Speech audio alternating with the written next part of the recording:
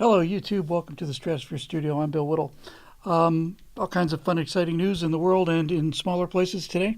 Before we leap into our questions, I've got a hot mic I need to record tonight about the Attorney General, which is more of a topic for Thursday, but we're going to be not here Thursday on account of it being Thanksgiving. But in any event, the Georgia charges against Donald Trump were dropped. I get the feeling they're all going to be dropped all across the board. I hope that the ones in Manhattan are not dropped but overturned on appeal, so we can finally put an end to this 36 felony conviction kind of thing. That'd be fun too. But man, the winning just continues, and there's just no end to the winning. We're winning so big it just Trump was right, you know. Yeah, he's still what 6 weeks out from being inaugurated, and already I'm tired of winning. I'm sick of it. Had enough winning. No more winning for me. So anyway, things are good. I hope everybody's doing well. I've got some interesting, hopefully some promising news. Excuse me, sorry. So I found a content creator on YouTube, and do I still have it? Let me see if I have the tab open still. I don't think I do. Hang on.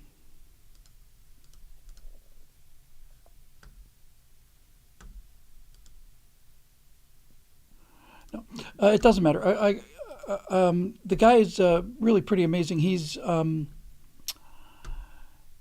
fairly young guy. He's got his own game studio, and what he's done, he's also. Let me just bring up the. Thank you to Marisha Dark for telling me how I could very simply just hit myself a kind of a Command Plus there and make all of these comments. Well, I don't know if this actually doesn't work inside of. I know what I can do. I can do it like this. Hang on. I get to see everybody without the glasses on. I can do this, I think. Sorry about that. Just give me a second. This way I can get everybody all set up and I'll be able to read everybody's comments and all sorts of cool things like that. So there's that. There's that.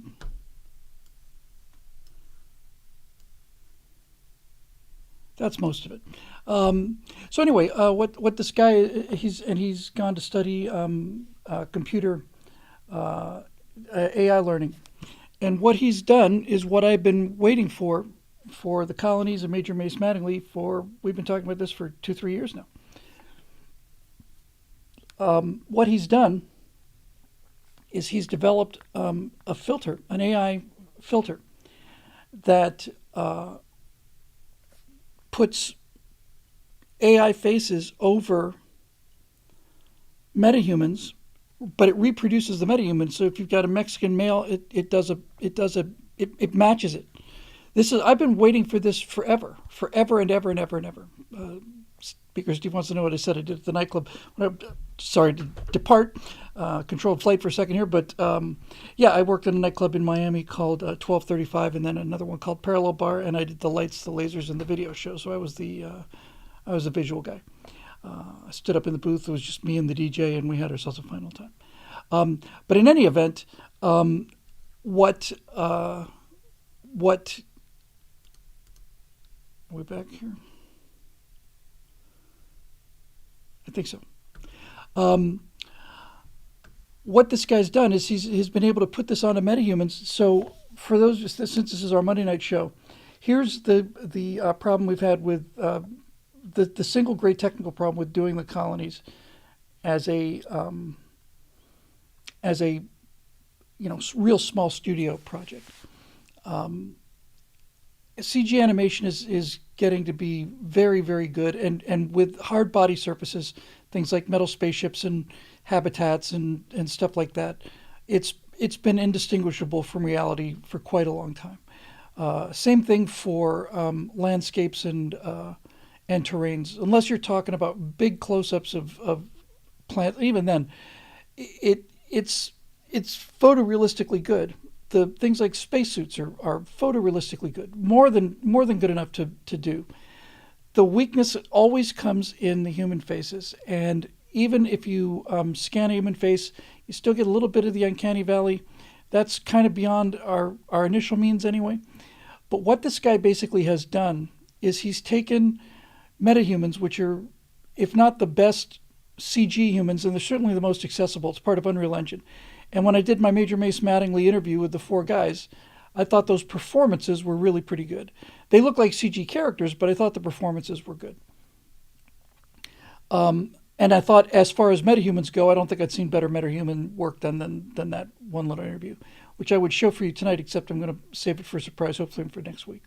So what this guy has been able to do is he's been able to take the technology that AI uses to do both deep fakes and to create these AI movies, and he basically glues it over CG imagery. So he can basically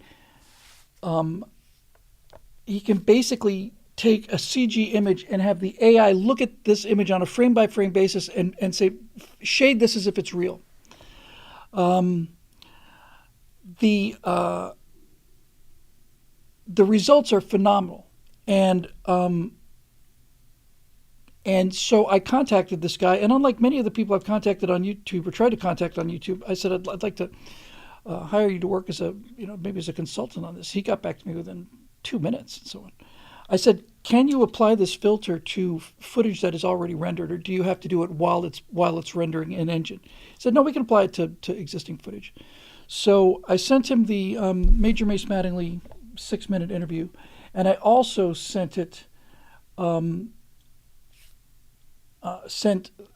many people remember this. I did a demo about the announcement about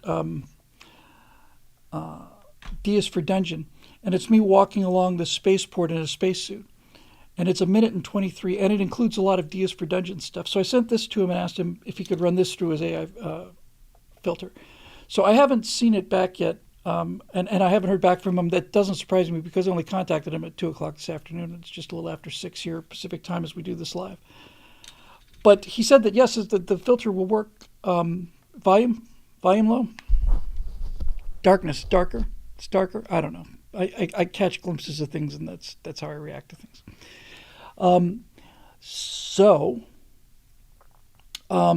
What I'm going to have him do is I'm going to have him process that. I want to see how the knights in Dias for Dungeon look. I mean, it's possible to basically just take all of Dias for Dungeon and run it through this filter and have it look like a movie. Not a CG movie, but a movie. So this is the I've seen his tech demos for metahumans and turning metahumans into real people, and it's very, very, very good, and I have very high standards when it comes to this kind of thing.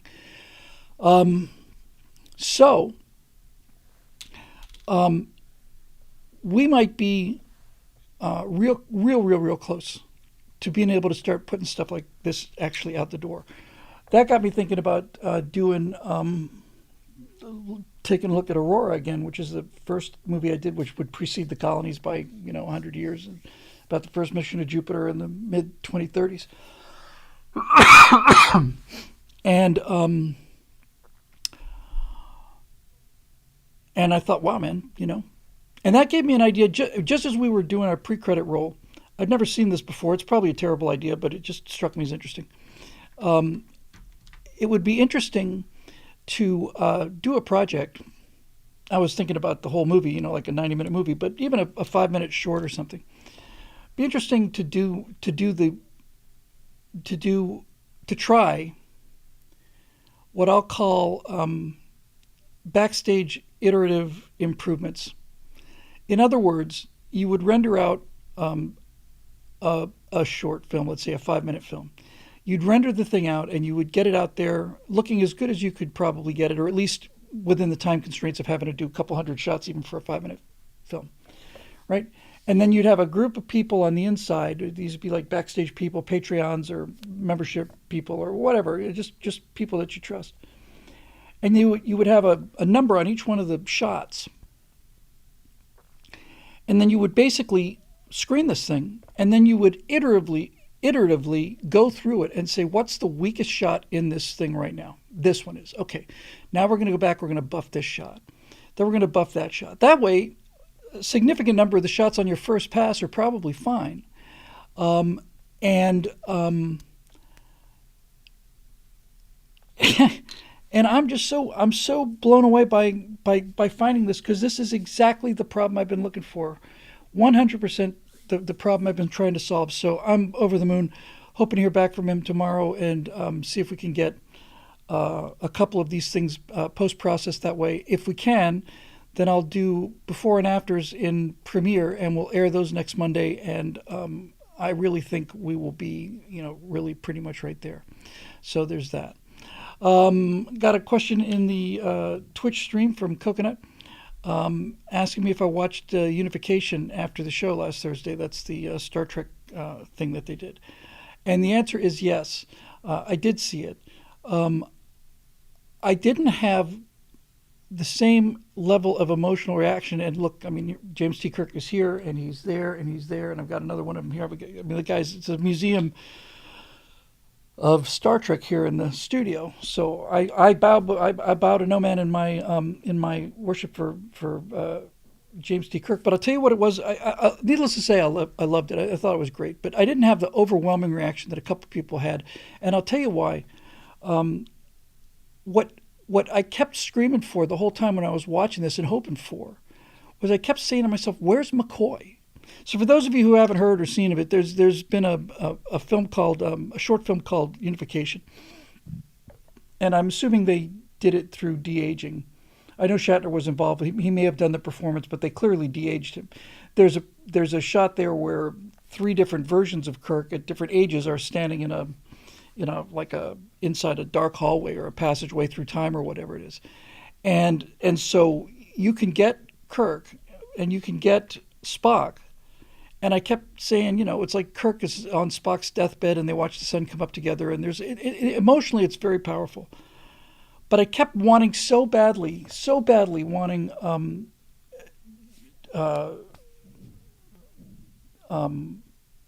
McCoy to come walking through. SH says, "Damn it, Bill, I'm a subscriber, not a Trekkie." Well, you may be subscribed to a kind of a tricky place here, guys, especially on Monday nights. On Thursdays, we do politics. On Monday, I mean, look at the place. And besides, I'm answering a question. I just kept saying, "Where's McCoy?" Now, the thing that I really loved about Unification was I love seeing 4K original series James T. Kirk. And if they just de-aged his face or deep faked just the face, which I suspect is what they did. I suspect they had an actor in a costume in his body type, because they had a lot of real actors. Then what I would want to do, frankly, because we have this technology already. What I have not seen Will Jordan's new short, Andrew. I want to have a look at it, because I like Critical Drinker and I like what he's doing. I want to see what he's capable of when he's not criticizing. But what I would do is I would go talk to Vic Mignogna, and I would basically say, "Vic, you were terrific in Star Trek Continues. You were just terrific. I thought your Spock was good, but he didn't really look like Spock. Nobody looks like Leonard Nimoy. But what I wanted to say to him is, say, listen, man, we could go back now and we could make original series episodes featuring William Shatner, DeForest Kelley, and Leonard Nimoy. We can use AI for their faces and their voices. We can make new episodes of it. New episodes of it. Which I don't know. I know Vic just loves playing Captain Kirk, but I remember thinking, man, I just thought, what's that? Marisha says William Shatner's face, but body doubled by actor Sam Witwer. Well, so we hire Sam Witwer and a couple of other good actors. You'd have to do a Shatner impression. You wouldn't have to get. I've talked about this before. You wouldn't have to do the voice. You wouldn't have to get the voice right, but you would have to get the pacing right, because the AI would replace the voice, the tone, but you'd have to do a realistic Shatner impression. And Marisha wants to know, could you do it legally? You get away with murder with fan films, Mignogna, I don't know. Did anybody know? Did Mignogna face any pushback for Star Trek Continues? Because Axanar was the one that. Well, I don't want Vic to coach him. I want can coach. Vic can play him. Vic looks enough like Shatner to completely get away with it. I wouldn't replace Vic to save the world. I think he'd be perfect. But fan fiction is they don't want to shut that door. Anyway, I just think it'd be really cool having watched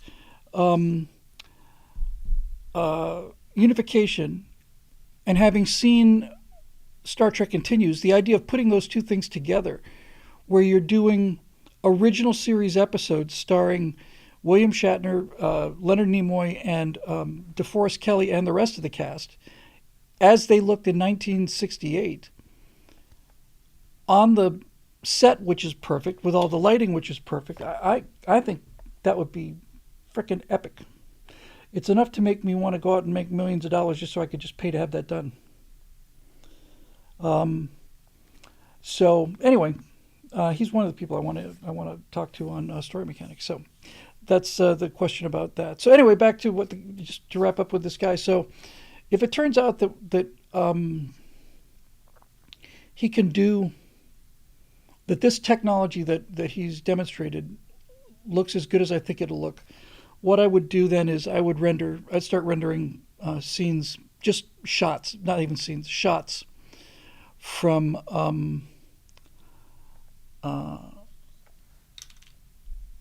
the colonies, just shots, and I would do the whole thing in CG, and then I'd run it through this AI filter and have the AI give it that photorealistic look, and I believe it applies not only to the faces but would also apply to the backgrounds, the equipment, the gear. If see, people say, well, just make the whole movie in AI. AI movies have to have a prompt. That's why you never see scenes in AI. All you can see really interesting shots. I don't know if anybody's ever seen the what is it, like the redneck version of Harry Potter and the redneck version of Lord of the Rings and the redneck version of this and that. So AI can make these photorealistic images and all of these retro sci-fi things with these stunning girls in these amazing 60s, outfits and stuff.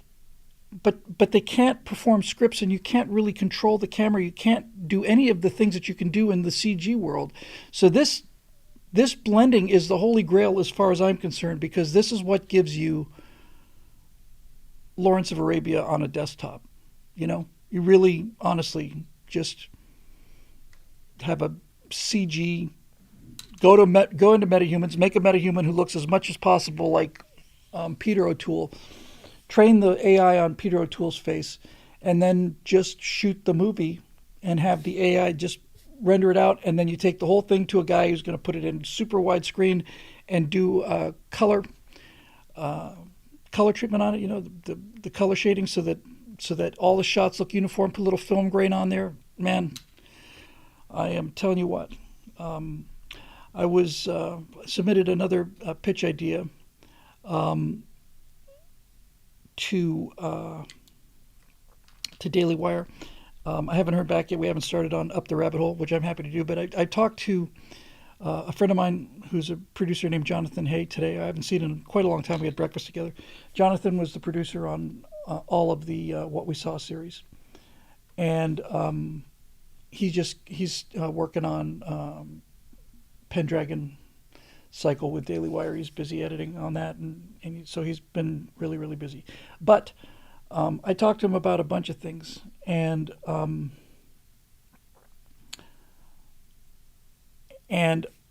we both talked about how optimistic things are in the country. We mentioned that the charges against Trump were dropped, and we might actually shrink the government, and we might be able to get some of this corn syrup out of our food, and who knows, we'd be exporting energy to pay off or pay down the debt, and make pay. I don't. It just is such a different time than it was the day before the election, and so I sent another idea and saying, hey, listen, I don't mean to keep spitballing you with all these ideas. If we want to do Up the Rabbit Hole and do this conspiracy thing, then I guess I'm all right. Whatever you want to do, I'm a typing monkey. But given the mood of the place, I pitched a series called The Future is Back. I had on YouTube, there's a video of the 1964 World's Fair Futurama 2 ride, which is where they were talking about, and in the in the future we'll be farming the deserts with seawater that's been pumped in from hundreds of miles away and turned into the purest of drinking water by nuclear powered desalination plants. And I thought, yeah, I actually want to go ahead and I said this future, this optimistic future, is burned into people my age, and that's a primary demographic here, and I think it's probably the primary demographic for Daily Wire Plus. And I think you could really, what I would want to do is I'd want to go out and find all of these real world tech startups that are doing things that we talked about doing 60 years ago now. Like, for example, I would want to go out into the field and I'd want to talk to these guys that are manufacturing, at least talking about manufacturing these self-contained nuclear power plants, things the size of a school bus, vertically, and you just bury the thing in the ground, and it provides 25 megawatts of power for 20 years. It doesn't need to be cooled. It doesn't have flow problems. It's a self-contained box, and it provides 25 megawatts, enough for a neighborhood, big neighborhood, and it just 20 years you pull out the box and replace it with another box, and it is generating that 25 megawatts of power whether you use it or not. So you really could do what our dads, kids my age, used to bitch at us about, like, close that door, I'm not air conditioning the outdoors, and turn off that light, and it doesn't matter. Thinking about a world where there's as much energy, where energy is just as available as you want it to be, that there's no limits to it, that it costs essentially nothing. I really think I'm excited about doing something that was really, really positive. So the future is back, or something along those lines, where we would just go out there and talk to all these people. So we can do things like cities under the water, and bases on the moon and Mars, and what Elon Musk is doing with access to space and private space habitats. And I'd want to talk to guys who are making the jetpacks and the Jetson cars and all of it. I just would want to go out and do the entire future as a panorama of things that are kind of working on it. Roadrunner says, "I want flying subs." On our Twitch stream, we run on Monday nights. We run opening credits for a bunch of old sci-fi shows, and one of them is 20,000 Leagues Under the Sea, which had the flying sub. Which, when I was watching, I grew up in Bermuda, so I spent a lot of time in the ocean, a lot of time in the water, scuba diving. Oh man, a flying sub! That'd be the coolest thing of all. And I don't know if Phil Trick is here tonight watching. He's often here without saying anything, but I'm pretty sure it was Phil. We're talking about the flying sub and how cool it would be to have the flying sub, and it sounds like Phil.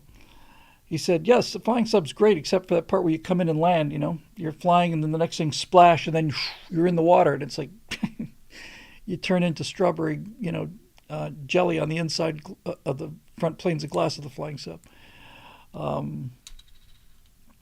Voyage to the bottom of the sea. So anyway, I just I don't know. I want to do something just positive, and I feel like everybody's feeling it. I want to push that ball along. So anyway, yeah, that's pretty much it. And then doing the hot mic on the Attorney General's office, which is the most important appointment of all. If you don't have we've seen what happens when you hijack the Justice Department. First of all, you can prosecute your enemies like they did with Donald Trump. Secondly, you can get away with actual honest-to-God murder, and I'm talking about you, Jeffrey Epstein, in front of the entire country, and get away with it because the Justice Department declines to take the case. I have heard from Dr. Steve Turley's show that there are a number of people in the Justice Department who are getting legal advice to leave the country, which would be kind of interesting. Hey, Lapko, thank you. It's still here on the playlist. I think what I'll do is I'll play 1, 2, 3 when I'll just plug in the DVD, and I'll do it while I'm rendering something or something like that. And so it's getting to be a miraculous time, and we'll see. But I think it's just really exciting, and I'm really jazzed about doing it. The question then, of course, is going out and getting the money which is a challenge, but not impossible. So we'll see. Um, anyway, and I'm not gonna wallow in this, but there are many times lately when I thought, man, I wish I was 25 now instead of 65. But of course, if I was 25, I'd be a liberal idiot like I was when I was 25. So I suppose it's pointless to talk about that. Um, Somebody who's at Copy Shinada says meet with Zachary Leaf. I know Zach relatively well. We had his house was kind of a meeting place for a while, about 10 years ago. Lots of people just go over to Zach's house, and Jeremy was there all the time, and Jeremy was his minister, and so there you go. So the other thing I wanted to talk about before we get to the questions tonight is I was listening to this one I can look up easily. Give me 1 second here. The guy's great. He's got a great YouTube channel, and the Y Files, is that what it's called? I want to say. Hang on.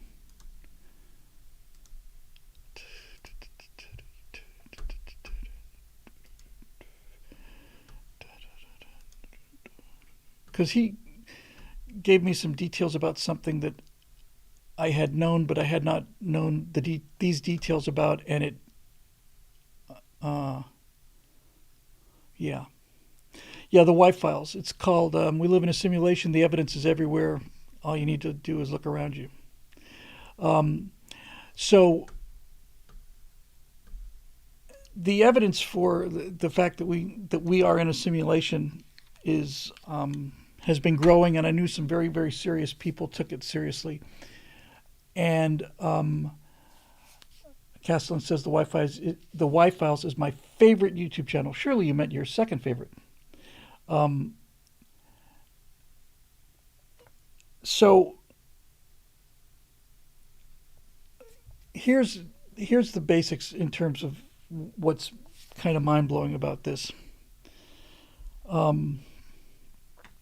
There's an extremely famous experiment where if they take electrons and shoot them through a slit against a detector, you get exactly what you get. You get a vertical line of little hits on the wall where the electrons have gone through the thing, and electrons are not light, they have mass, so they behave like particles.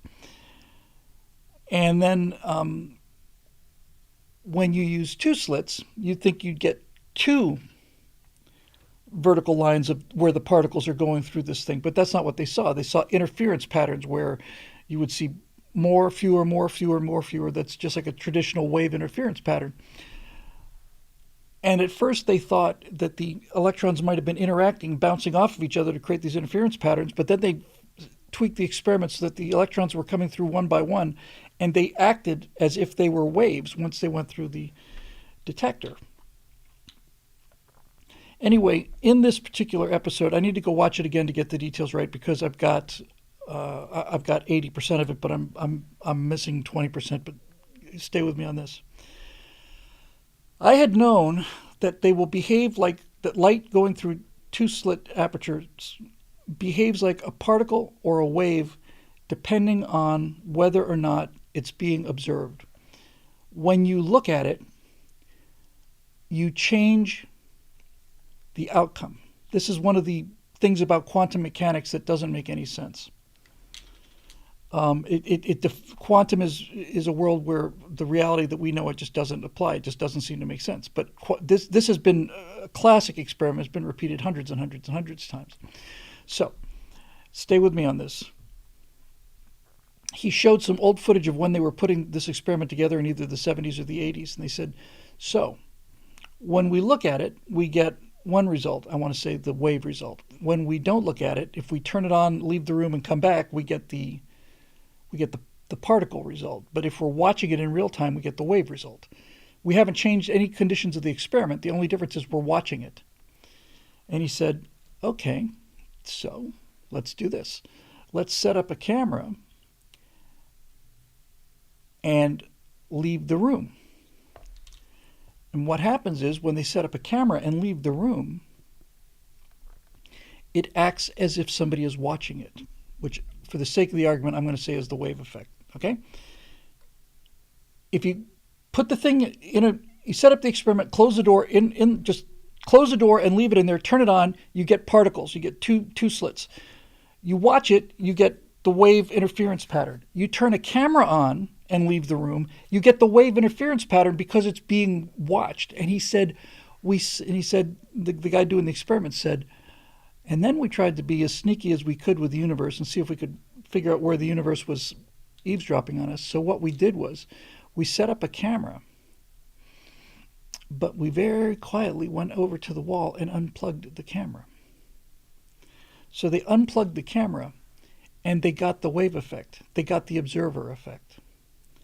So that the experiment knew that somebody was watching this, or at least the experiment was led to believe that somebody was watching it, and the universe changed its behavior predicated on whether or not the universe thought somebody was watching. Now, I'm saying the universe here not in the same way that hippy-dippy chicks talk about the universe will provide me with everything. No, I'm talking about the structure of the fabric of reality as we understand it. So, just one more time so we're all clear on this.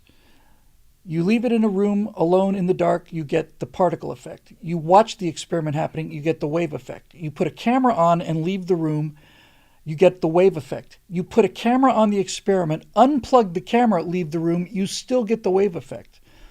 Now what he's saying is, and Sad Wings Raging is saying spooky action at a distance is even weirder. It turns out that they can do this kind of experiment with light from galaxies that are coming to us from hundreds of millions of years ago.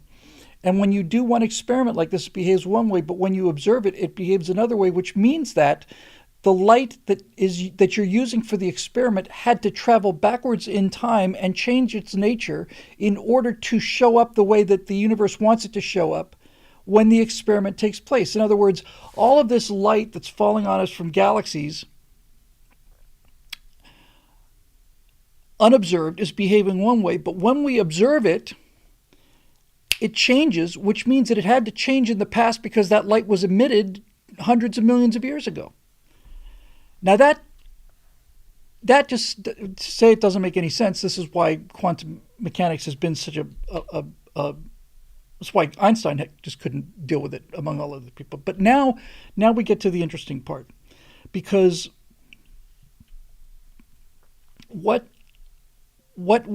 now we get to, that's what happens when we look up. When we look down, we get something really interesting. If you render the city of Los Angeles in a computer game, for example, in Unreal 5, it looks fantastic. Say for the sake of the argument, it's photoreal. It doesn't have to be photoreal. It's a lesser reality, okay? It's a lesser reality. But it looks like reality. And you drive through the streets and all the buildings, they all look fantastic. But what the game is doing is very selective. In order to save processing power, it's not rendering the things that are outside the frame. If you're not looking at it in the game engine will only draw the buildings that are inside the frame on that particular frame. It'll do it 60 frames a second. So as you're driving through the streets and as you're turning around, as a building starts to come into what would be the view, then the computer starts applying rendering horsepower to render that building. And furthermore, it doesn't render the inside of the buildings because there is no inside of the buildings. Unless you walk inside a building. Now, in the case of computer graphics, you have to build that lobby. But in any case, if you build the lobby of a building and you are so far away that you can't even see the door to the building, it simply doesn't render it. And this observer wave duality, particle wave duality, is evidence that the universe is saving horsepower by treating light one way when it's not being directly observed or experimented on, and another way when it is. In other words, when we look at an experiment, it's like taking the camera view in the game engine and focusing on a specific street or a building. And now it is generating the horsepower to render that, but it's not rendering anything that's outside of the frame. So it is overwhelming evidence that we live in a simulation. Now, the question, and we've talked about this on the show before too, is that there are this shocking number of computer scientists and physicists who absolutely believe that we're living in a simulation. and are committed atheists. They simply cannot accept the fact that there's a God. Oh, God, that's just a bunch of hokum, and superstitious nonsense that stupid people believe in. But they're perfectly happy to believe that we live in a simulation that is rendered and created by an intelligence that's so far beyond us. It's able to manufacture the universe that we live in. There is no difference between the engineer that builds the simulation and the God that creates the universe. Those are just different adjectives applied to the exact same procedure. The guy in the what files, when files. I want to get it right. Where did I put it? Anyway, the guy I was talking about, the guy, the guy. He was saying the Big Bang was when they turned on the simulation. That was when the simulation began. I wrote a movie screenplay called The Microverse back in the late 90s about this exact thing, where they were trying to train. I was way ahead of the curve on this, and I've got the copyright to prove it, where they had this quantum computer, and instead of trying to program this computer, they just said, we can't teach this thing everything. This is long before we started getting into things like large language models and computer learning. This was in the late 90s. I wrote this script. So what we did was we said in the script, we said we're just going to program in the four basic laws of the universe. Strong force, weak force, electromagnetism, and gravity. We're going to give it an infinite mass at an infinitely small spot. And we're going to turn the simulation on, and boom, there's a flash of light inside this laboratory, and they do the thing like in a planetarium dome so they can see what's going on.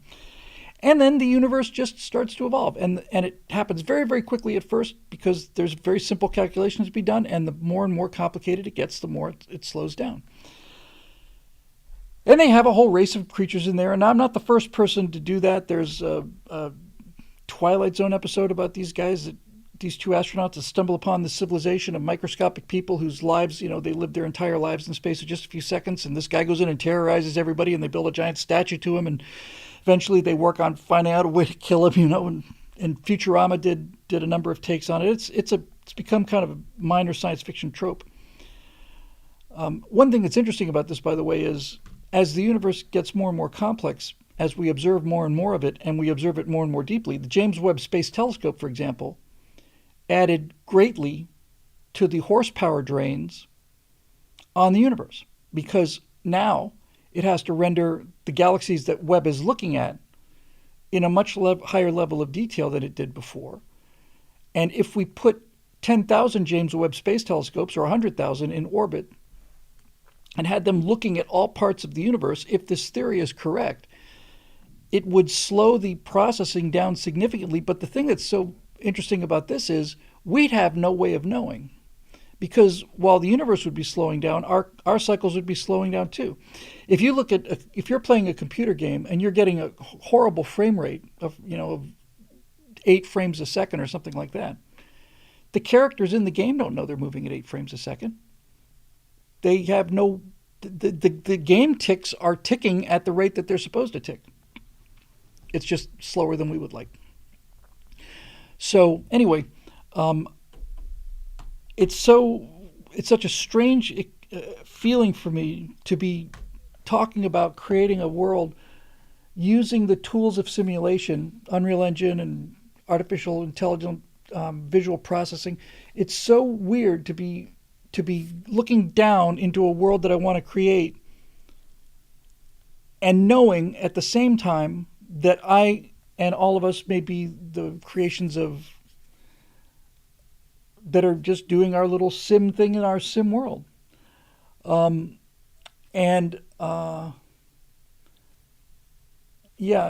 points out Isaac Asimov wrote a story called The Last Question, which is a great little short story. Lord Bio says both Foundation and Hitchhiker's Guide use the ideas of the Earth being a computer. So the entire universe might be a simulation. And I have to tell you, that was the only time I ever felt when I've been aware of this theory for at least 3-4 years. And I'd been able to, in the microverse, be able to take the look down. It never occurred to me that the world that we were living in might be in a simulation. I don't want to claim credit for that. But I I have to tell you, the only time I've ever felt like this existential dread was, what if the guy just decides to turn it off? You know, what if it's like, okay, got it. It doesn't really make any kind of sense, because the software as written turns itself off. We already know what's going to happen in a billion years and 10 billion years. Remember what I said a minute ago about the time frames and the calculation rate? If you live inside the universe, you don't see any change in time, but if you are outside the game, you may get a good frame rate or a bad frame rate. Well, we know that the heat death of the universe is going to happen when the last stars go out, and then there's going to be nothing but black holes evaporating away into darkness. But when the stars go out and there is no more life in the universe, then the computer, they say it's going to take trillions and trillions and trillions and trillions, trillions and trillions and trillions of years. This really is something like the universe will die, achieve perfect heat death where there's no temper differential. It's something like 10 with 124 zeros behind it years from now. So it's like all of this cool stuff that happens with the galaxies and nebulae and life and all this. It's like it's a strobe light at the beginning of the universe, and then the universe just cools and dies out. That's what the best model right now says would happen. And you think, my God, 10 to the 24 zeros is going to take so long. Well, if it's a simulation, as the simulation gets simpler and simpler and simpler, the guy watching the simulation, this thing will speed up. You don't have to wait that long. It'll just run faster. The guy on the Wi-Fi said that one of the most compelling things about that, aside from this miraculous distinction, which to me is the render engine at work, this particle wave setup and whether it's being observed or not, it doesn't make any sense other than to say that the software that's running the simulation we live in says that if there is an observer, then focus the resources on the more complex model, which is the wave model. Go ahead and do draws on the processing power to. They're looking now. This is essentially what I'm saying.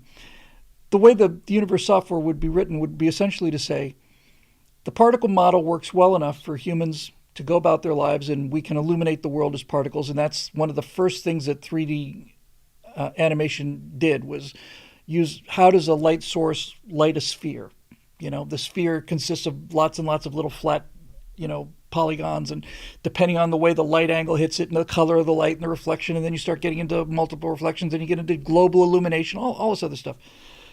But what I think is trying to make the point here is that the universe probably says that using particle version of light is good enough for most causes. It's a lot lower, it's not nearly so resource heavy, and the humans can't tell the difference with the naked eye. So we're going to use light as a series of particles that are emitted, which is exactly how it works inside Unreal Game Engine. A light source is essentially a series of virtual particles that bounce off of an object. And if you have a white room with a red ball in it and you shine a white light into it, then the white light's going to hit that red ball and it's going to cast a red reflection onto the white ceiling, all that stuff. It's all math at the end of the day, as Marisha says exactly. But I think what's basically happening when you see that shift, and it's like we turn a camera on and it's like, oops, we gotta go into high gear mode now. Now we have to make light behave more complex because the humans have figured out how wave interference works. So now we have to make light behave that way. And when people leave the room and that experiment changes, that's the software kicking in. And the software kicks in when there's an observer. So if there's nobody in the room, then go ahead and just light it with particles. But if there is somebody in the room, then go ahead and light it like a wave. Okay, so there's nobody in the room, we can light it as a particle. But wait, hold on. There's a camera in the room, which means they can observe this later. So go ahead and light it like a wave. And then you unplug the camera, and this is where you reach the software's limitations. The software knows to light the world as if it's a wave, as long as there's an observer. And if a camera's in the room, then it will light it like it's a wave. But the camera's not on. But the software doesn't know that. There are limits to what the software knows. It's kind of like you've come to the granularity of the code. The code says, light the world like a particle if there's no observers. Light the world like a particle if it's human observers that are not doing any particular experiments, but light it like a wave if they're getting serious, like putting it through a prism or something like that. And even if they put a camera in there, if there's an observer, so that their version of the universe is consistent so that they can do their science, then go ahead and light it like a wave. But somewhere in there, it didn't check to see if the camera was plugged in. This is a case where you've reached the granularity of the universe. And I find that to be overwhelming, just tremendously interesting and exciting and cool, and how you can believe in this as a physicist and not believe in and think the concept of God the creator, is it would be the ultimate. It would be, and I suspect, quite strongly suspect, is the ultimate joke for these intellectual, for the arrogance of the intellectual. I think it'd be the ultimate joke on them to realize that essentially let there be light is exactly what happened, and God speaking things into existence is exactly what happened. I just find this to be so perfectly ironic that maybe that's why the universe was created in the first place, just so God or the head programmer or whatever you want to call him can see the faces of people like Richard Dawkins and Bill Maher when they realized that the yokels were right after all. That would be probably what the whole universe is set up for, just to provide some big high quality lulls when they wake up and smell the simulated coffee data. So anyway, that's that. All right, so we're going to march on to our questions now.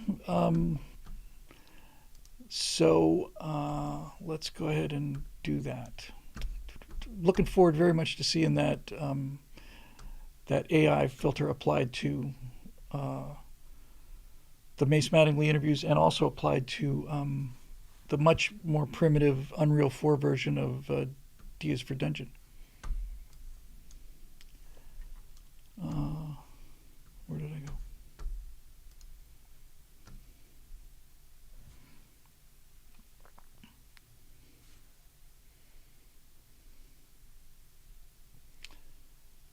Come on, you can do this, Bill. It's not that hard. You can figure out where your website is. There it is. Okay. Let's make it a little bigger is what I'll do. Everybody having a good time? All right. I miss Mitch Hedberg. I thought he was he wasn't just brilliant. There was something really sweet about the guy, and I just loved him. I miss him a lot. I didn't discover Mitch Hedberg until after he was gone. But he was a funny guy. Real innocent to Mitch Hedberg. I really liked him. I just, not that anything particular, I just reminded myself of him. Okay, here we go. Strato Studio questions for 24/11/25. That'll be the Monday Entertainment and Pop Culture Show, curated by Roadrunner. Thank you, Roadrunner. Appreciate it very much. Meep, meep. Meep, meep. Oh, and the guy on the What Files was also saying things like maybe we see UFOs behaving in a certain way because they're not bound by the same laws of physics. The code simply has written an exemption. You just basically type in there a line that says not subject to laws of the universe. That's how you can have a game character not obey gravity. You just tell them that gravity does not affect this character, floats through the sky, walks, but moves through the sky. There's nothing to it. You see all kinds of, there's a certain kind of video. I used to watch a bunch of them because they made me laugh. But there are like GTA, Grand Theft Auto, greatest fails kind of thing where just the physics engine just goes nuts. And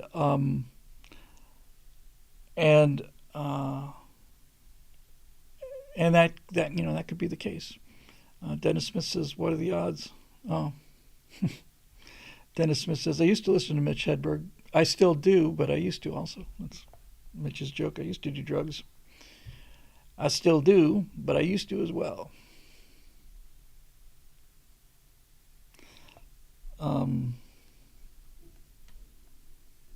Oh, and he does one of my favorite jokes. He says, a friend of mine came up to me and said, "Let me show you a picture of myself when I was younger." And I said, "Man, every picture of you is when you were younger."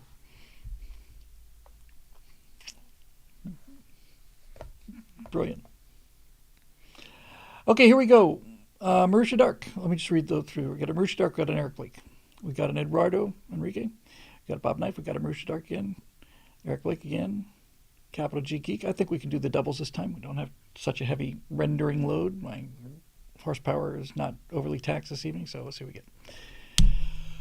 Okay, Marisha Dark, the dog that isn't barking, was listening to Scott Adams talk with Naval Ravikant the other day, and they pointed out how it's conspicuous that Elon's portfolio is missing a drone company and a terraforming company, both of which would be necessary for his Mars dream. Well, I can understand. I'm ready to hear the argument that he doesn't have a drone company, but I would think that a terraforming company might be. I don't know how many terraforming companies there are out there for him to choose from, but I think that's a little premature. But that's just the first sentence, so we'll see what we get. Yes, he has Optimus, but that's not quite the same thing as a flying drone for things like recon and delivery. As for terraforming, according to NOAA, all the deadly hurricanes we get each year originate from a single point in Western Africa where the Sahara meets the jungle. I did not know that. The temperature I did not know that. That's bloody interesting. That's frickin' fascinating. The temperature and humidity differential are what seed these hurricanes. Musk could start with the Western Sahara and Morocco and move north from there, turning it all fertile, or at least not arid. Obviously, such a task would require the cooperation of numerous governments and investors, but for a few billion in capital, it would save the country trillions in damages, and we wouldn't have to keep rebuilding every year. I'm not sure I want to mess with the weather, but it's a fascinating idea. Some argue that we'd lose airborne mineral deposits as a result, but I'm pretty sure we could just truck that in if we had to. Yeah, there's a significant amount of dust in the upper atmosphere. Hi, we're fine, thanks. And if you take that sand and that dust from the Sahara out of the atmosphere, I suspect that would I think it would probably warm the planet if you took that away. But in any event, interesting. Some argue we'd lose mineral deposits as a result. For sure, we just truck that in if we need to. Alternative test spots might include that part of California that used to be a Great Lake. That's the Central Valley, which was a lake up until the 80s, my understanding is. I thought that thing disappeared in prehistoric times, but no, it's apparently the 1980s. The deserts in the American Southwest or the northern half of Mexico where hardly anyone lives. Thoughts? Yeah. I had no idea that the hurricanes were formed in the Sahara. That's absolutely fascinating to me. I know that the closest I came to knowing any of this effect of geography on the planet was having heard decades ago that the presence of the Himalayas changes the world's weather significantly. That it's just a very, top of Everest is 30-some thousand feet. But most weather is in the bottom 10,000 feet, 10 to 20. It's in the mesosphere. By the time you get in the stratosphere, there's not a whole lot of weather. You just get cirrus clouds up there every now and then, winds, but you don't get real weather in the stratosphere or anything above the stratosphere. So it's really just the bottom layer of the onion. I did not know the terrain had that kind of an effect. And so when you were talking about terraforming, I thought you were talking about terraforming another planet. You're talking about, well, probably best just to call it weather modification, I would say.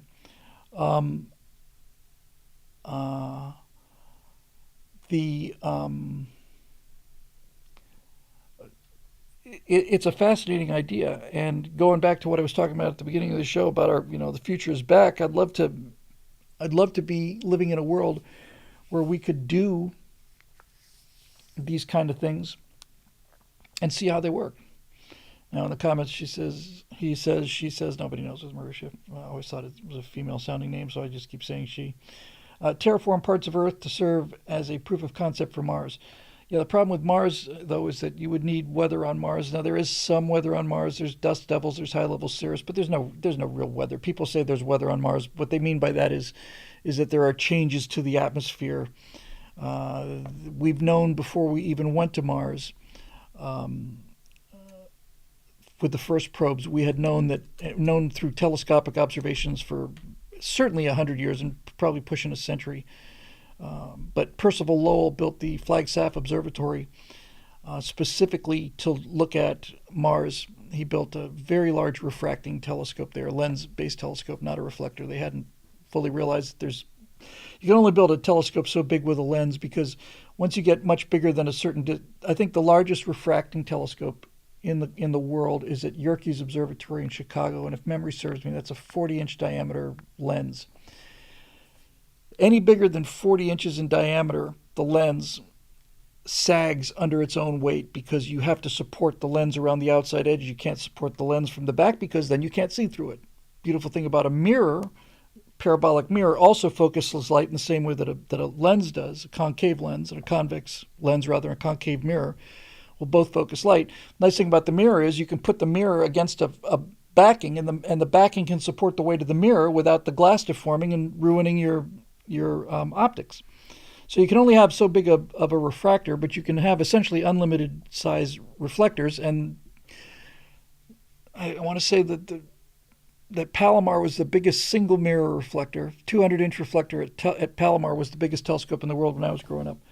They have larger telescopes now, but they use hexagonal mirrors and move those around and create a larger mirror out of different segments. There's your astronomy picture of the day.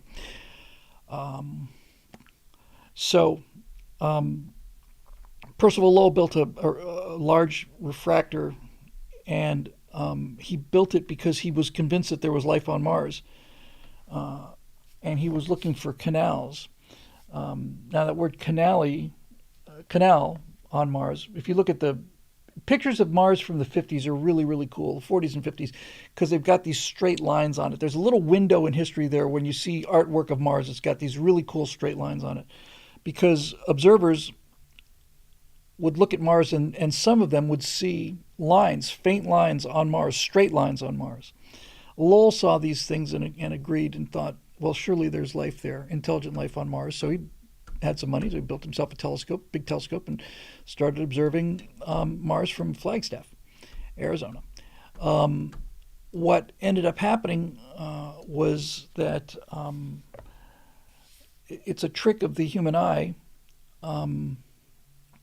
where two extended points your eye will try to connect them with the naked eye.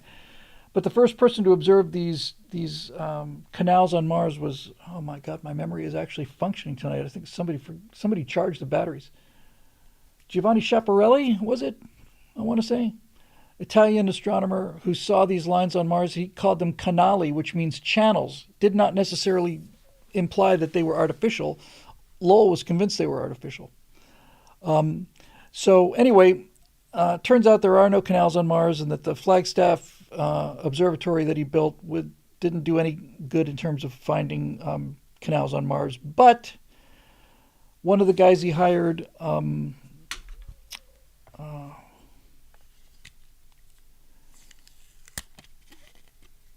on, had it on the tip of my head. I was just bragging about my memory a second ago.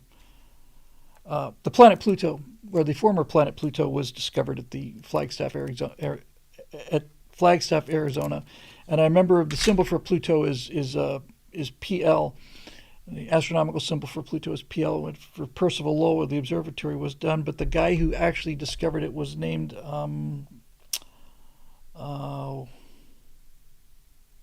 a real 30s kind of a name, like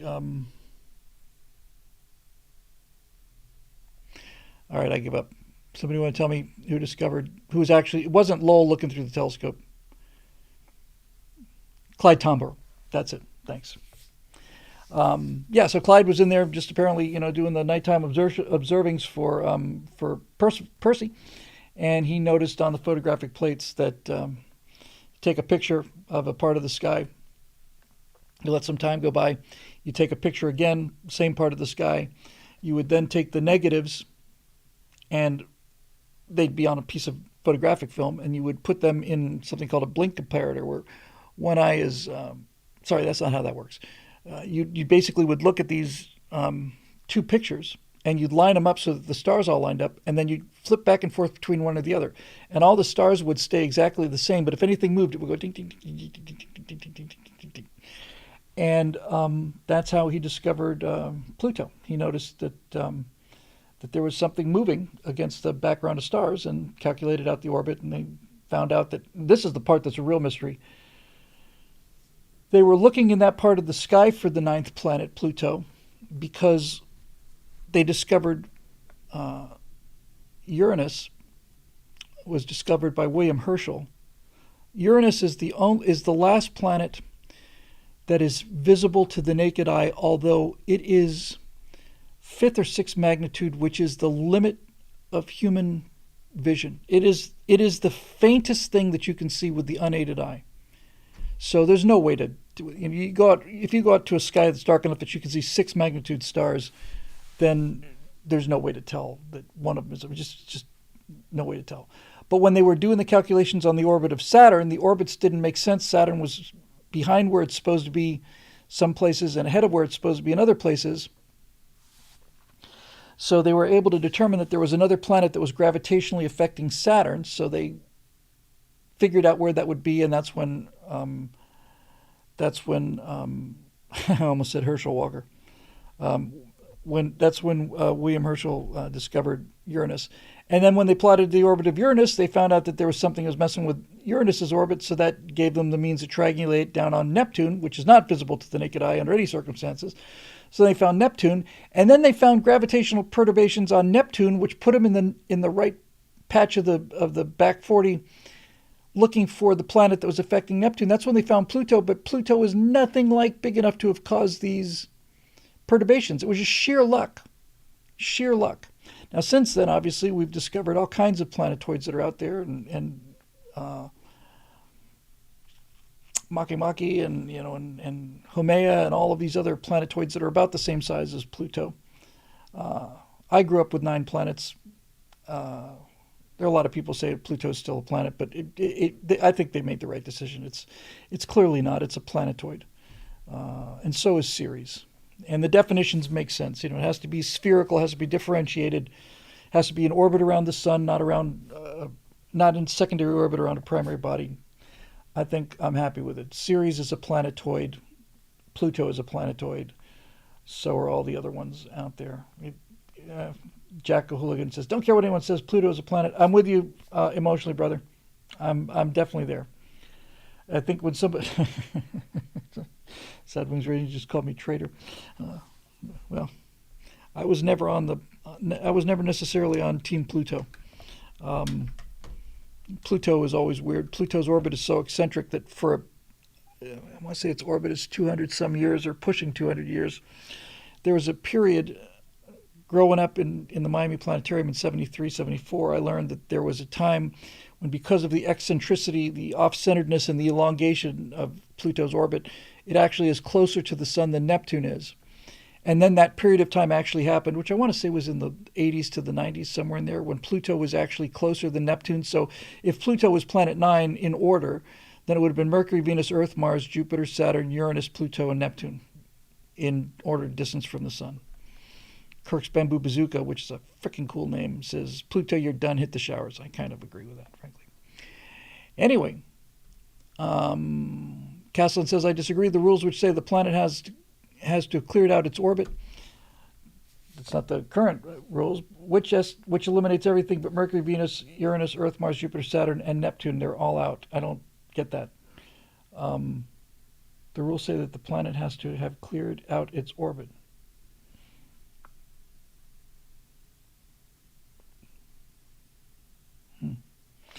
I'm afraid I just didn't quite process that one. In any event, moving on to the next question. Eric Blake, tonight, the case of the casino convention. So I don't want to talk about the convention. I just don't want to talk about this. We're going to make it happen. I don't want to talk about it tonight, okay?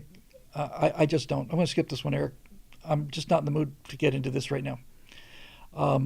We're going to do it, and it's going to require some groundwork, and there's nothing in the question tonight that I can answer that I care to answer about something that I haven't done any work on since the last time the subject came up. So yes, I would expect it to be the first week in April. I would expect that it would consist of April 6th, 7th, somewhere on either side of that. I will do the necessary research, and we'll send out, we'll ask questions of the people who are able to make it. Is it better for a weekday, weekend? We'll do all that stuff. We're just not going to do it tonight. And Eduardo Enrique is back. Greetings, Bill. Thanks for your reply on my Monday question. You never fail to lift my spirits. One small correction, though, is that I am sadly not a U.S. resident. Therefore, coming home to me is going to the sinking ship of Germany, UK, or Ireland. In fact, all of Europe as such. I hope that the tide is turning, given the winds from the west smell of freedom as of lately. Yeah, man, it's going to sweep the nation. I'm telling you, it's sweep the nation. But I digress. Your hopes for a golden age have infected my spirit. So, in the same spirit of this pop culture stream, I would like to present you two fan-made shorts of the original Star Trek: Regeneration and Unification. So, I've seen Unification, which I talked about already.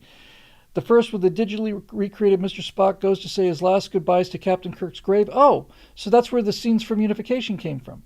And the second, dedicated to Nimoy, as Mr. Spock himself is on his deathbed, Kirk's spirit comes to reunite with him, so both go on to the next great adventure. The interesting part is William Shatner himself starred in the second one, given how much the first one impressed him.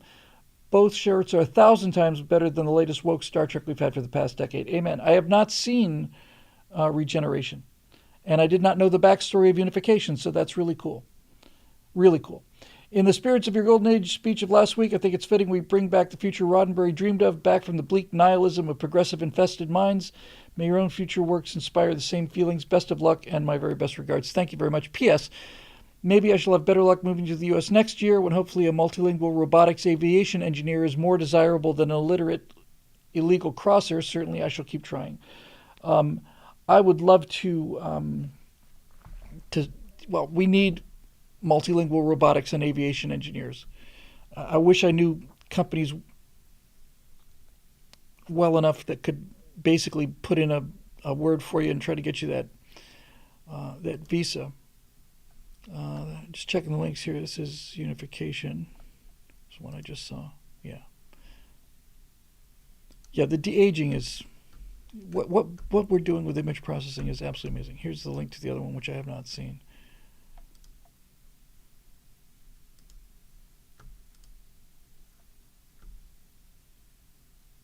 That's done in Unreal 5. I recognize that landscape. I think.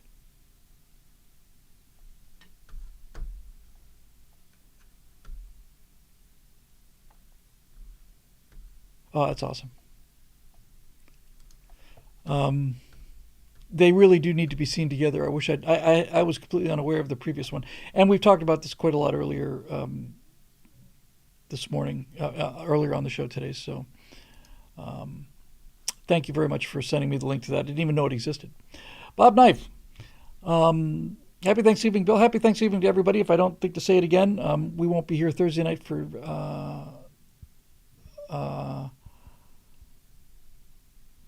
Thanksgiving, but if I for some reason forget, happy Thanksgiving to everybody, so we'll see. The NAB show is in Vegas April 5th through 9th. Interesting. Back to Bob. I hope my question's pop culture enough for a Monday night. Well, we'll take it either way. Bert Rutan invites you to Idaho for a relaxing evening by the fireplace with an adult beverage or two. This has happened to me. You find out that Elon Musk will also be enjoying the evening. Well, that would be new. Bert asks you to come up with a pithy question for Elon to get the conversation started. What's your question? Please note that Elon, would you like to watch Apollo 11? What we saw can be your second question, but not your first. Yeah, I talked to Jonathan about that, who knows both Elon and Jordan Peterson. I would like very much for Elon to see Apollo 11, what we saw. I'll send that to Jonathan. He can send it on to Elon. He's already said he's going to try and get Jordan to watch Empire of Terror. Okay.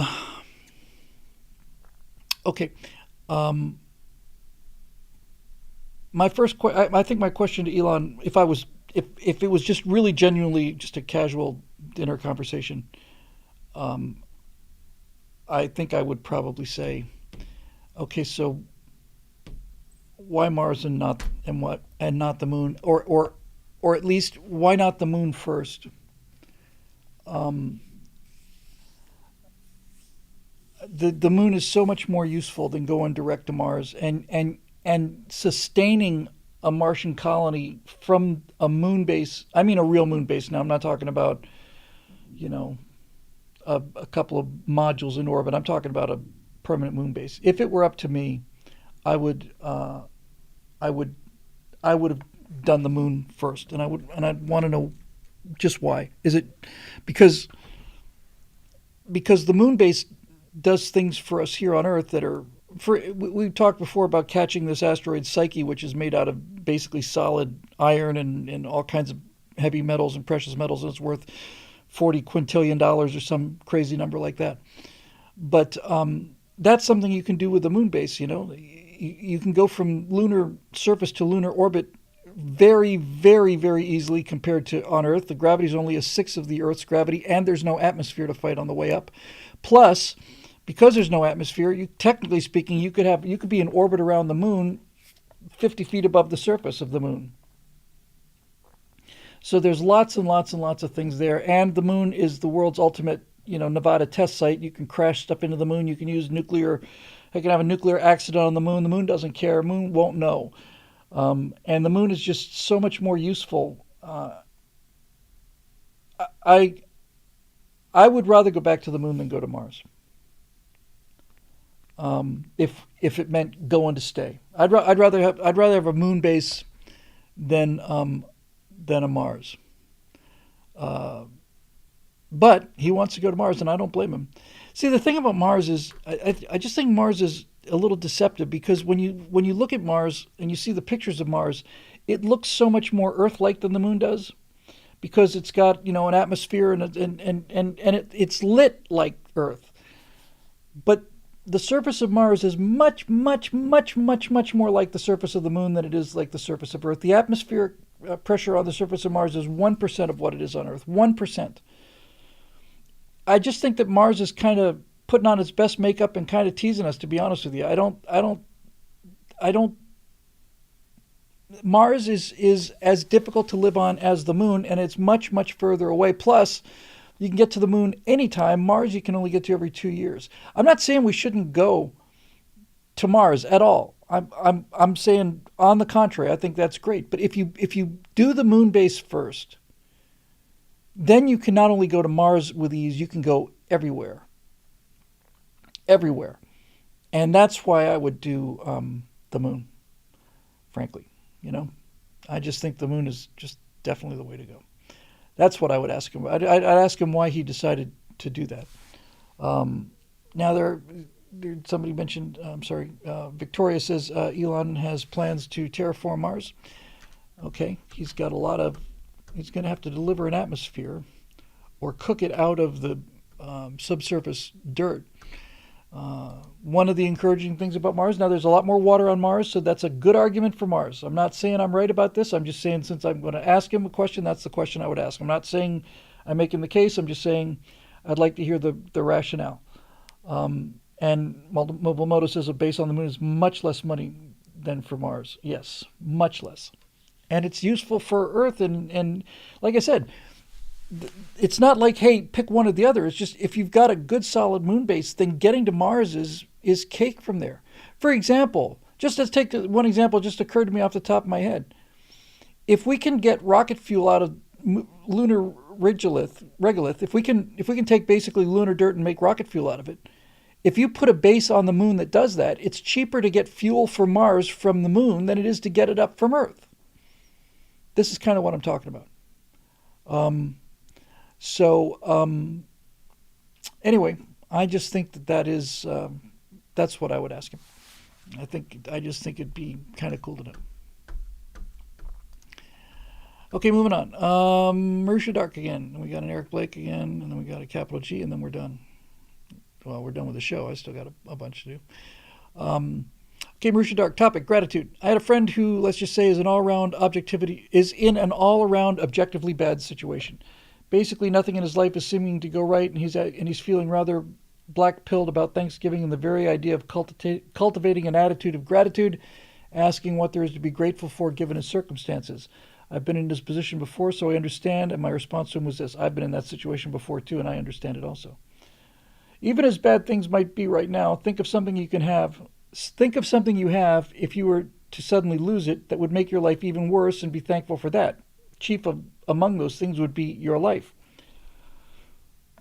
Conversely, think of something that you don't have, if you suddenly gained it, would likewise make your life worse, and be thankful you don't have that. That's a great point too. I don't have anything going for me. Well, you don't have terminal cancer. That's something you don't have. That's probably not a bad idea to be grateful for.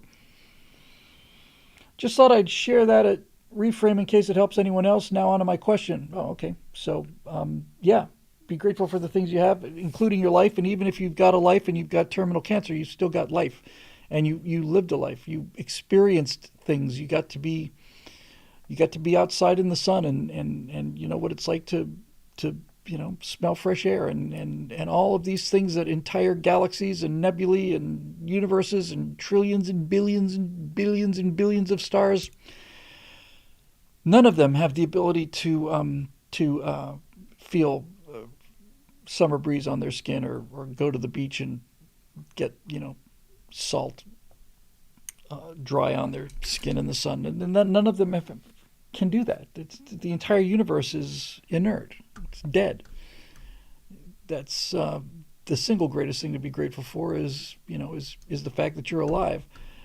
And I would just to go back to the point you're making there. I would also say that if you're really really black pilled, don't cut off all of your future happiness to spite your present miserable face. Because I've been in that miserable situation before.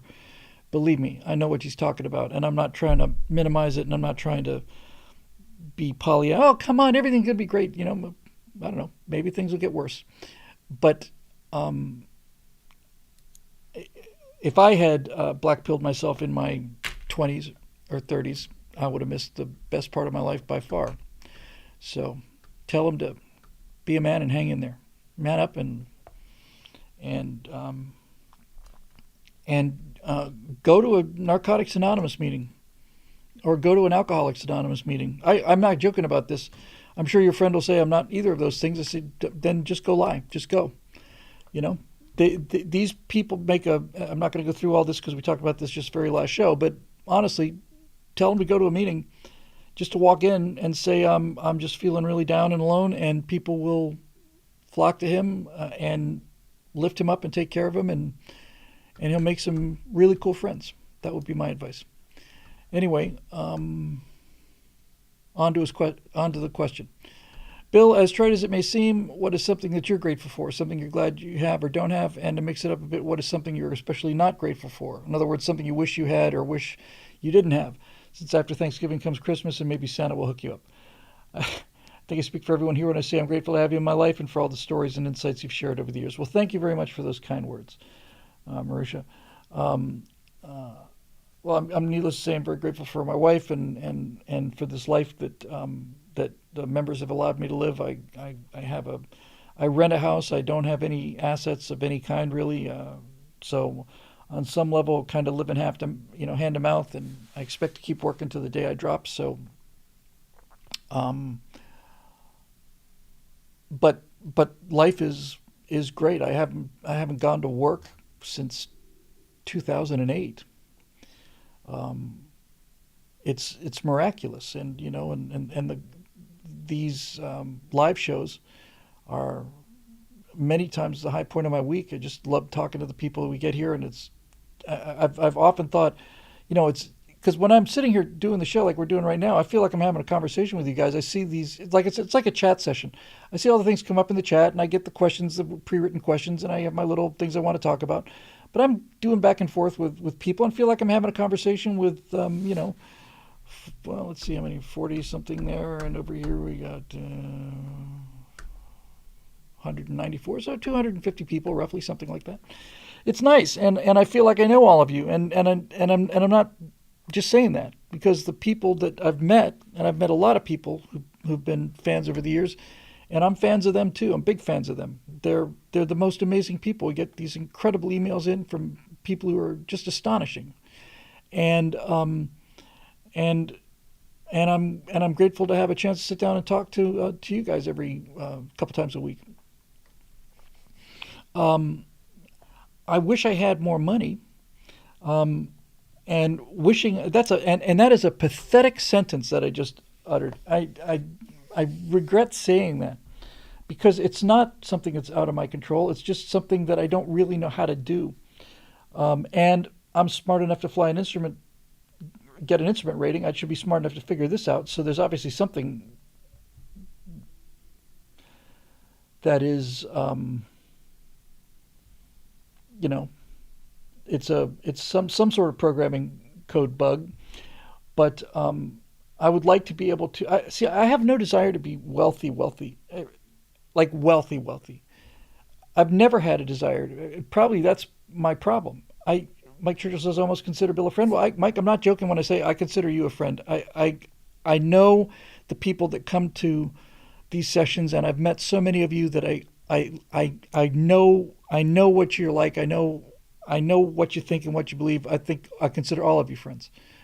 But back to the money thing. Great wealth has never appealed to me. I've never wanted to be wealthy. I've wanted to be able to have the freedom to, number one, not worry all the time. Worrying all the time about money is bad. And I'd especially like the money to be able to just sit down and hire 10 people and bang out this colonies thing and just get it done. Thank you very much. Storm said I just became a paid subscriber, stumbled upon your channel a couple years ago now, and now love this community. It's just a great community. It really is. So Joel Archer says you have no clue of how I think. Well, all right then. I don't know if that's in response to what I said earlier, but I would certainly not want to exclude mass murderers or any other marginalized communities. So anyway, yeah, that is it. I mentioned earlier, talked with Jonathan Hay today, who's the producer on the What We Saw series, and is a great guy. He did the special effects for the Arroyo that I was the editor of. That was Jeremy's first film, and he's just a terrific guy and a pilot. And I had some small part to do with him getting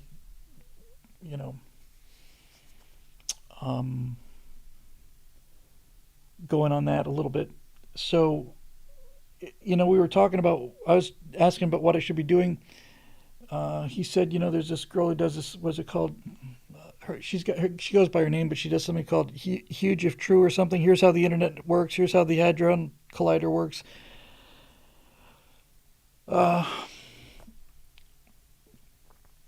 I don't think most people say the best use of my time is for me to be writing stuff, and I don't write nearly enough.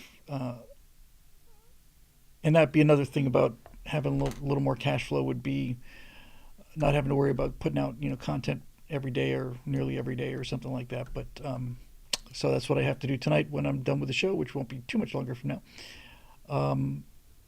That's it.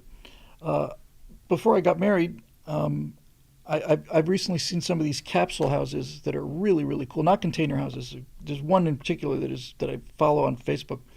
It's 40 or 50 grand, and the reason I like it is not just because it's inexpensive and cool. Look, it just looks like a space module. It looks exactly like something out of Major Mace Mattingly. And if I wasn't married, I think I'd go find some property up in northern Idaho and just plunk one of those babies down there.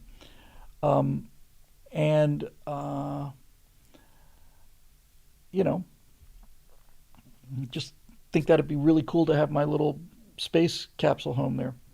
But I married a woman from Siberia, and reasonably enough, she doesn't want to be cold again ever. So that kind of limits my post-California options, and in fact is one of the strongest reasons for sticking around. So, there's that. So anyway, I'm just grateful for having you guys here and having somebody to talk to. I've mentioned before, I have this conversation, as I was saying before I saw the squirrel.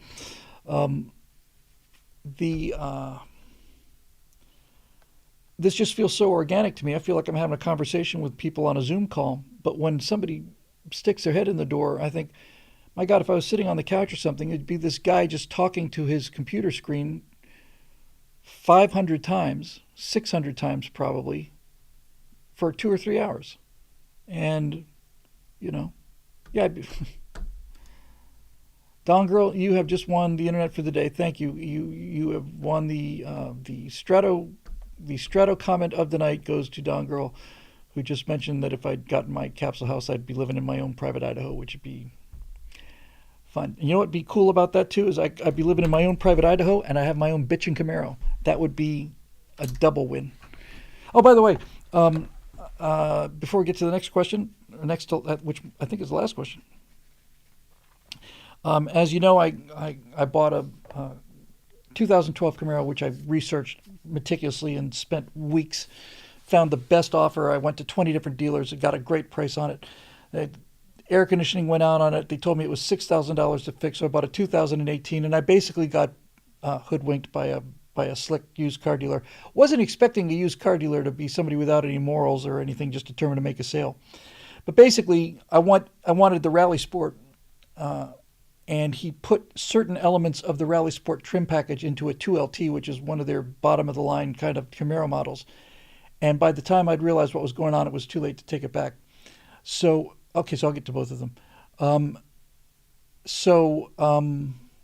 I've been working on, after 6 years of driving my car and finally owning my car, my 2018 Camaro.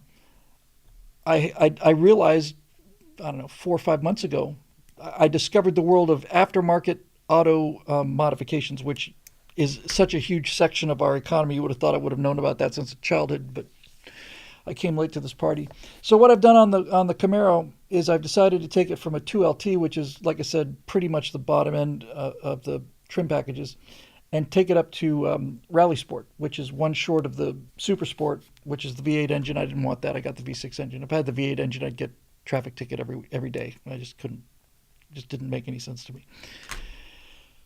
But I went out and bought it arrived today, as a matter of fact, the Rally Sport RS for the back bumper. I'm going to put that on because I have replaced the stock taillights with LED taillights with sequential turn indicators.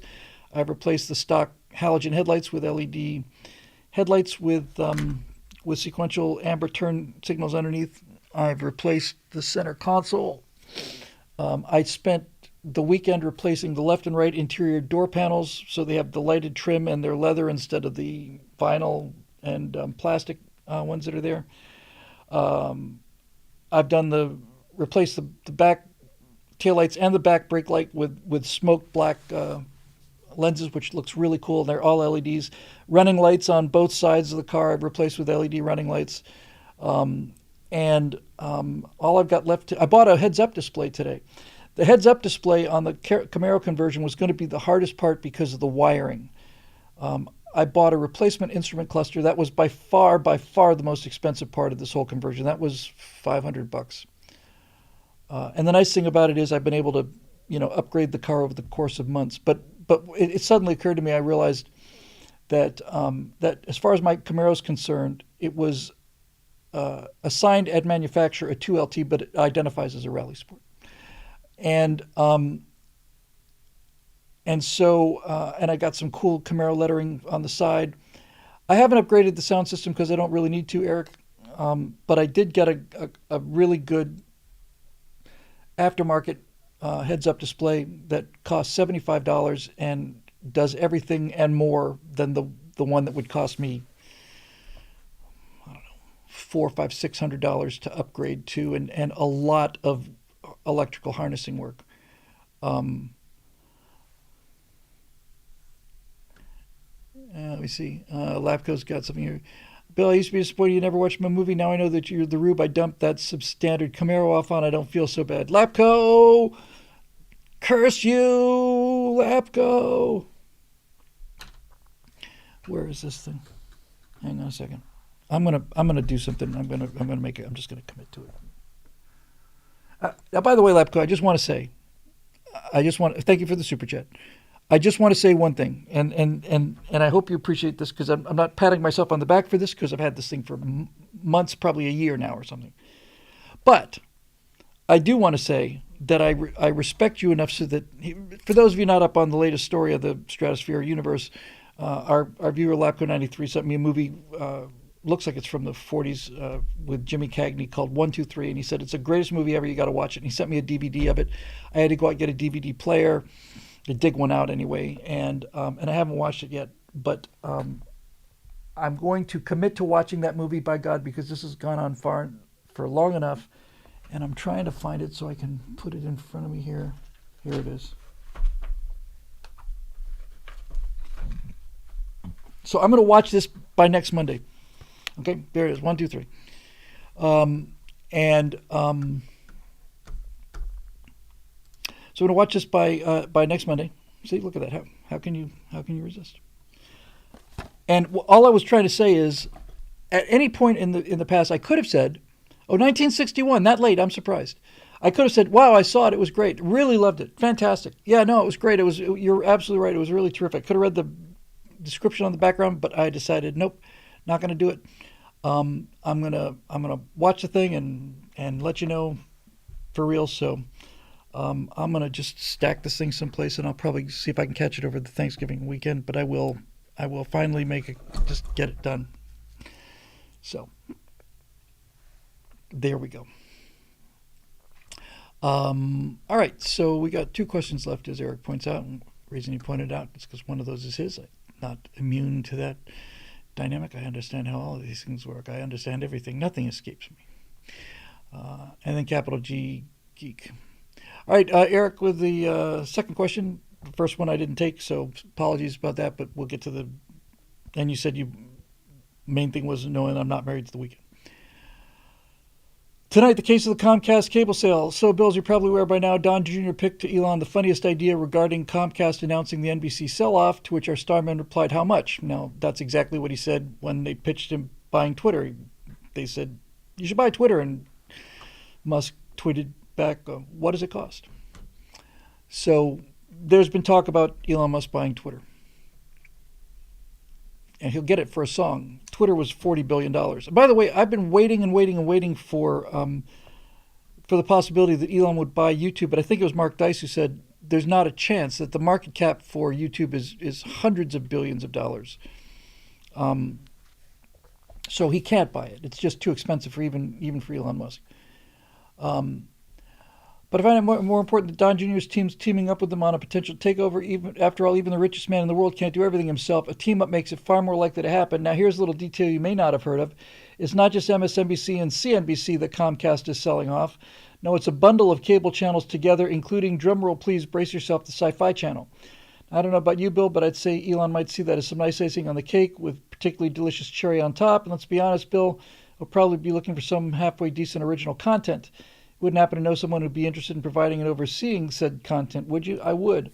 The problem is getting, well, first of all, he has to buy it. And this is where, when I was talking earlier about that pathetic sentence about, wish I had more money, because it's not about wishing, it's just, I'm just got to do what's necessary. It's getting connected to that aspect of it. And I'm not a financial guy, and I should not be. I know myself well enough to know that I shouldn't be. Elvis shouldn't have been handling his own finances, but he shouldn't have handed it off to Colonel Parker either. I mean, the things that make artists,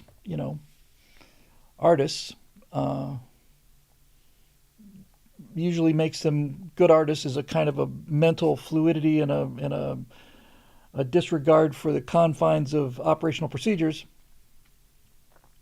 which is precisely the wrong person you need to be handling money and raising money and reassuring investors and so on. So I'm the kind of guy who needs to be at a meeting, dip in, do the pitch, show the pictures, get real excited about how awesome this is going to be, and then shut up, let somebody else close the deal.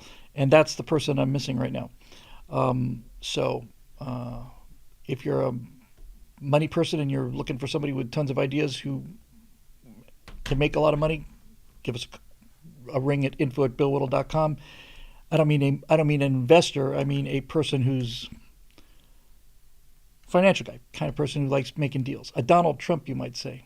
And this applies to Donald Trump as well. If Donald Trump, I understand he's got the presidency coming up, and that's going to take a little of his time. I get that. But if Trump wants to put together a couple of packages for me as well, I'd be more than happy to talk to him about it. I would take his call in a heartbeat. So MSNBC thing is a possibility for a political show. And Sci-Fi and the rest of it would be a lovely home for the colonies. And you would think that a guy who's been a professional editor for most of his Hollywood career, that'd be me. Prior to doing this, I've been paid as an editor for at least 25 years. You'd think I would know how to cut to the chase, but I never do, because I'm stuck here doing things like having to record the hot mic. Look, I don't dislike doing the hot mics. I like doing them. But after this show is over tonight, instead of working on writing Big Bat's script or doing more work on the colonies, I got to record a hot mic and get that out there so it's up on the website first thing in the morning. And it'd be good to find somebody who can talk to angels, and that would be the number one thing I would need right now. Somebody who knows how to do that kind of thing, because as far as my end of it concerned, I've got some really viable and commercially lucrative product locked up here. It's not that I don't have the resources, it's that I don't have the skill set to get the resources. That's probably as succinct as I've ever put it. It's not that I lack the resources, I lack the skill set to get the resources. I even lack the skill set to meet the people to get the resources. So I lack the skill set to meet the people who have the skill set to get the resources. That's what I meant to say.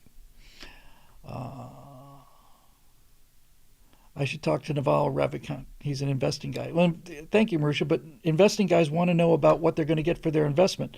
And I can tell him about great science fiction products and all of these great stories, but what investing guys want to hear back is they want to hear numbers. They want to know what numbers, where's the mechanism, what's the distribution plan, what is the best worst case scenario, how have other projects like this done in the past. That's the kind of thing that they need to know. So, there's that. But I would be interested in doing, needless to say, I'd love to do something for Sci-Fi Channel. That'd be a good outlet for this. And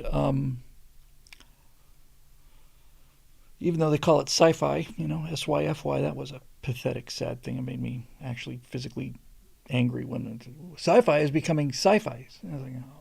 They gave a bunch of good reasons for it. I'm sure there are good reasons, but it's like, SYFY, really?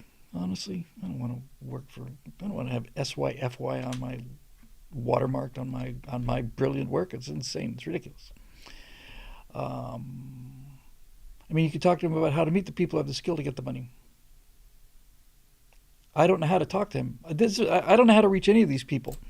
Although I do have one person that I did work with on the editing show I did who books people. Sci-Fi was copyrighted.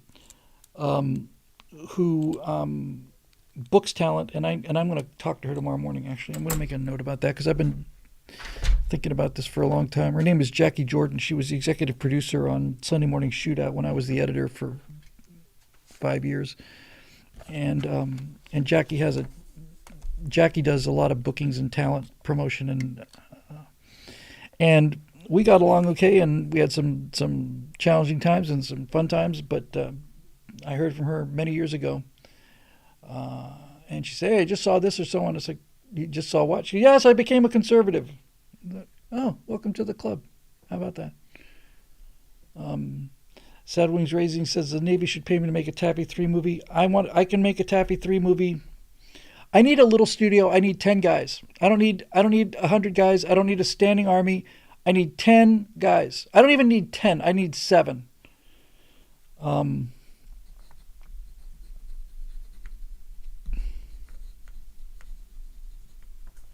So we will see. But I need to give Jackie a call because I know some talent that's underexposed. All right, so last question for the night, then we'll call it an evening here. Capital G Geek, Bill, greetings from the swamps of Northern Virginia. Well, I know Northern Virginia well, although I've only been through there once or twice. Did all of the Virginia battlefields on the Civil War, so it's a beautiful country up there. Would it be possible for you to produce a What We Saw on your own? I've been thinking about this thought very, very, very seriously. If so, I'd really like to see one about the origins of the Frankfurt School, critical theory, and how it's all been applied through today. You've talked about aspects of it, but not wrapped it all up in a single package. Also, Thanksgiving is a purely American holiday. Have you heard of anything similar in any other country? I have not. It is the most American holiday, and it is the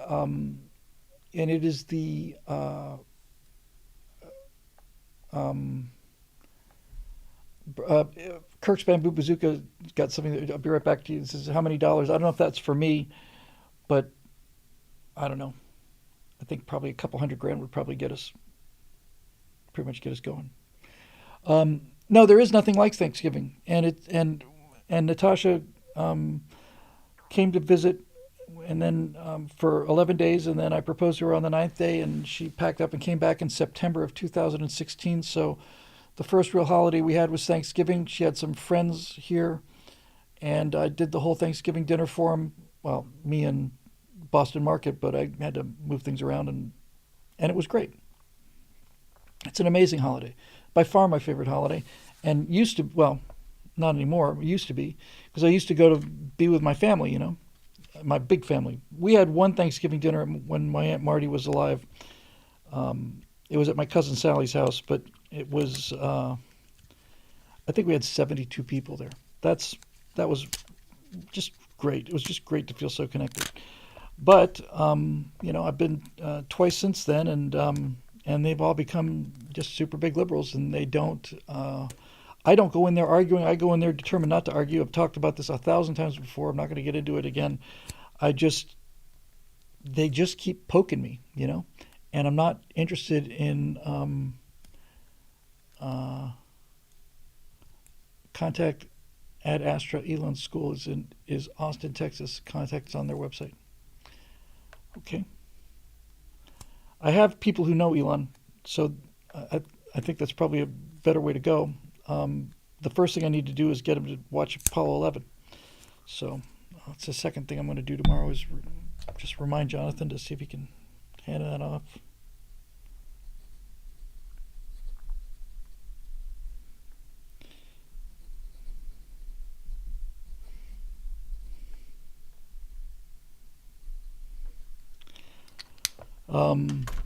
So no, there's nothing like it, and it's the greatest holiday, and I miss being with the family, but I don't miss being poked. And this would certainly not be the year. Maybe 2-3 years from now, I can go. Most of them, of course, will be in the camps by then, behind barbed wire, their rights stripped away, awaiting execution in the killing fields of the new fascist American state, which is what they seem to actually believe. And that's just a tragedy. It's a personal tragedy. My wife never got to experience it, and that's the part that hurts the most because she's an American citizen. And oh well, there you go. Sad Wings Raging says everything went great last Thanksgiving until I brought out the sweet potato casserole with the tiny roasted marshmallows on top. It's my favorite food in the world. My Aunt Marty made one of those, and it was the most delicious thing ever.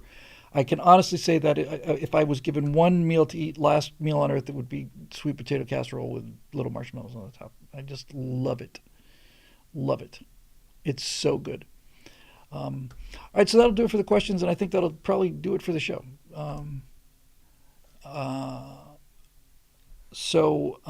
As you probably know, these Stratosphere shows are made possible by the members, paying members at BillWhittle.com. We love talking to everybody, but they're the ones that actually pay the bills, and we're grateful for them, and we're thankful for them every single day of the year, whether it's Thanksgiving or not. So if you're one of those people, we are very, very, very happy to have you aboard, and looking forward to bringing some new members in the not too distant future.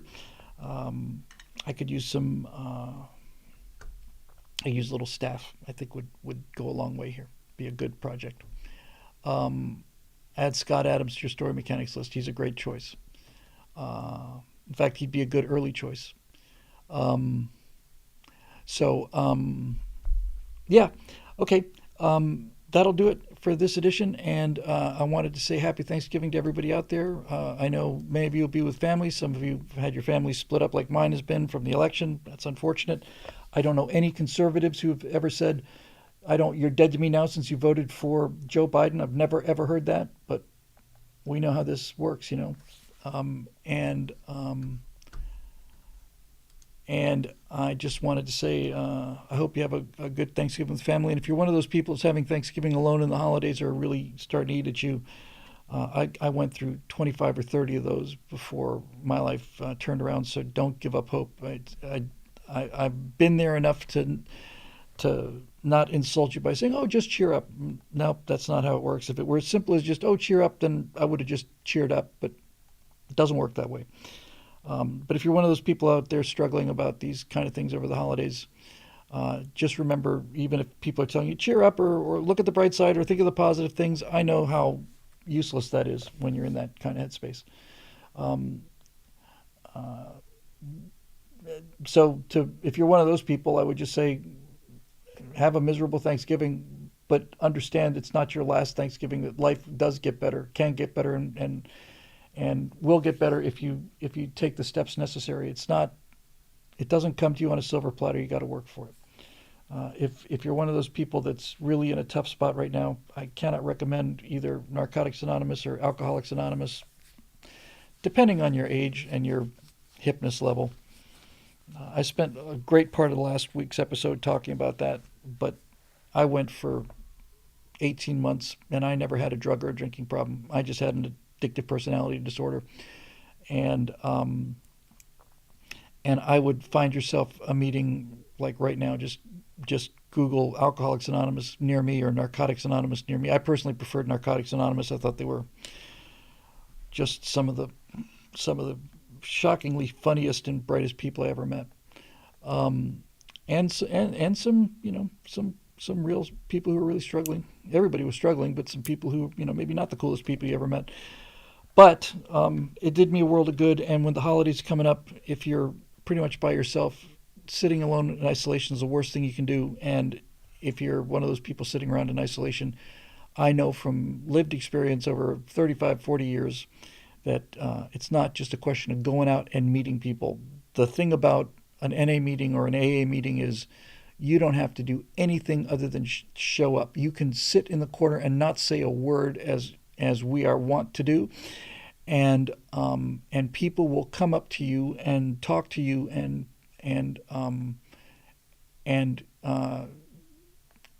yeah, and sad wings raising said give them a hug, yeah, and if you don't like hugs, then they won't hug you.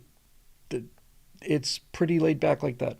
If you're watching this either live or on the channel recorded, for God's sake, just do that Google thing and go. What's the worst that can happen? I mean, you just drive down to a place that's probably being held in a back building at a church somewhere.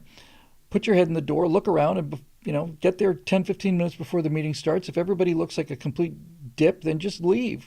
Just go. No one's going to come running after you and block tackle you. Just go take a look, and if it doesn't seem like your kind of crowd, go. But if it does seem like it's tolerable, then just walk in, take a seat. You don't have to do anything. You don't have to say anything. You don't have to stand up. You don't have to bare your soul. Just sit there. Just sit there and listen. It's 2 hours killed, and who knows? You may end up saving your life that way. It certainly worked for me, and I cannot recommend it highly enough.